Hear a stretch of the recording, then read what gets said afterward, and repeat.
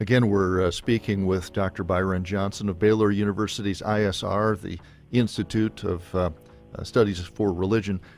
Dr. Johnson, could you whet the appetite of some of our listeners for, with some of these just amazing and astounding findings that are coming out about the changes in the personality, if you will, the transfer from violent to peaceful? Is there anything that you can interest our listeners with so that they'll pick up a copy of your book? Yeah. Well, I interviewed, and our whole team did, prisoners that have been locked up for over 30 years. And you would think that these guys would be the most bitter, hardened criminals you've ever seen in your life. And yet they have the joy of the Lord.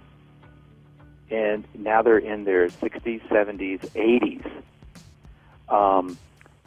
And they tell you of a day when they were at that prison, when violence was rampant, corruption everywhere, even among the staff.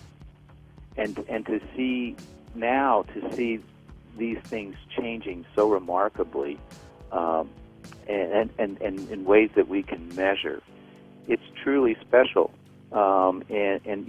As scientists, we want to control for everything. And it is the case, for example, that in Angola, the inmates are much older than they are in most prisons. But even controlling for things like age, and as inmates get older, they're not as violent. So some might say, well, your findings don't really mean much because it's an older inmate population. Well, even controlling for age, the findings are still important. And so what you have in Angola especially, you have older men, some of whom have only committed one crime. And they're serving life for that one crime that they committed 30 years ago. And they're now mentoring young men who are in prison who have a record, as they say, a mile long, who are actually going to get out. And you have the older person mentoring the younger person, with the younger person getting out and the older person never getting out.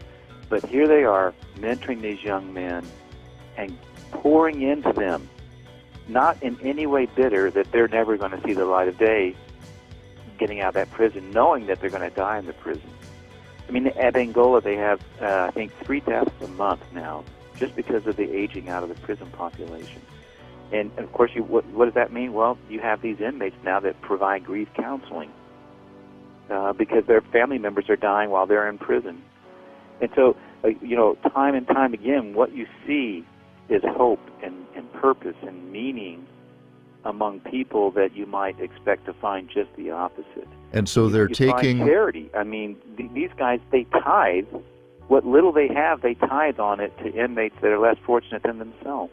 Right. So they're taking this as their own community, taking responsibility for their own lives, even behind bars, and the violent rates have plummeted.